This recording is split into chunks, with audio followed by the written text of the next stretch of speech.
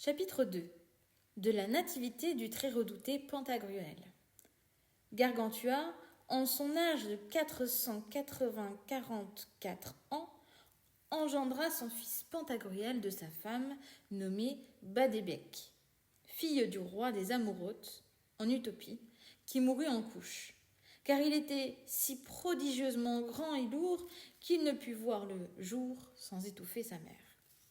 Mais pour comprendre pleinement la cause et la raison du nom qui lui fait donner à son baptême, vous noterez que cette année-là, la sécheresse fut si grande en Afrique qu'il se passa 36 mois, 3 semaines, 4 jours, 13 heures et un peu plus sans pluie, sous un soleil si furieusement chaud que toute la terre en était desséchée. Même au temps d'Élie, elle ne fut pas plus échauffée qu'elle ne le fut alors.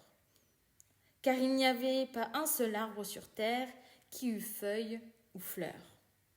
Les herbes étaient sans verdure, les rivières taries, les sources à sec, les pauvres poissons privés de l'élément qui le leur, errant et gémissant lamentablement sur la terre, les oiseaux tombant du ciel faute d'humidité, les loups, les renards, les cerfs, les sangliers, les daims, les lièvres, les lapins, les belettes, les fouines, les blaireaux et les autres bêtes. On les trouvait morts dans les champs, la gueule ouverte. En ce qui concerne les hommes, c'était la grande pitié. Vous les auriez vus tirant la langue, comme des lévriers qui ont couru 6 heures. Plusieurs se jetaient au fond des puits, d'autres se mettaient sous le ventre d'une vache pour être à l'ombre.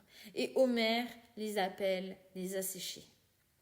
Tout le continent était échoué sur le sable. C'était pitié de voir la peine que se donnaient les hommes pour se protéger de cette horrifique altération. Car il y en avait bien à faire pour éviter que l'eau bénite dans les églises ne s'épuisât. Mais l'on prit de telles dispositions sur le conseil de messieurs les cardinaux et du Saint-Père que personne n'osait en prendre plus qu'une tirée. Et encore, quand quelqu'un entrait dans une église, vous auriez vu des vingtaines de pauvres altérés qui venaient au derrière de celui qui la distribuait, la gueule ouverte pour en avoir quelques gouttelettes, comme le mauvais riche, afin que rien ne se perdît. Ô bienheureux celui qui, cette année-là, eut cave fraîche et bien garnie. Le philosophe, en recherchant la raison pour laquelle l'eau de la mer est salée, raconte que, au temps où Phébus laissa conduire son chariot de lumière par son fils Phaéton, celui-ci, inexpérimenté en cet art et ne sachant pas suivre la ligne écliptique entre les deux tropiques de la sphère du soleil, s'écarta de son chemin et s'approcha tellement de la terre qu'il mit à sec toutes les contrées sous-jacentes, brûlant une grande partie du ciel que les philosophes appellent Voie lactée et que les sifflechopes nomment le chemin de Saint-Jacques. Bien que les poètes les plus distingués disent que c'est la contrée où tomba le lait de Junon lorsqu'elle allaita Hercule. Alors la terre en fut tellement échauffée qu'il lui vint une sueur énorme, et de cette sueur elle sua toute la mer, qui est salée pour cette raison que toute sueur est salée. Ce que vous vérifierez si vous voulez goûter la vôtre, ou bien celle des vérolés, quand on les fait suer, peu m'importe. C'est presque la même chose qui arriva cette année-là, car un jour de vendredi où tout le monde s'était mis en dévotion et faisait une belle procession avec force litanie et beaux psaumes, suppliant Dieu Tout-Puissant de bien vouloir tourner son regard clément vers une telle détresse, on vit distinctement sortir de terre de grosses gouttes d'eau, comme quand une personne sue abondamment. Et le pauvre peuple commença à se réjouir, comme s'il avait dû en tirer quelque profit, car certains disaient qu'il n'y avait en l'atmosphère goutte d'humidité qui permit d'espérer la pluie, et que c'était la terre qui suppliait au manque. Les autres, gens savants, disaient que c'était une pluie des antipodes, se fondant sur le récit de Sénèque au livre 4 des questions naturelles, quand il parle de l'origine et de la source du Nil.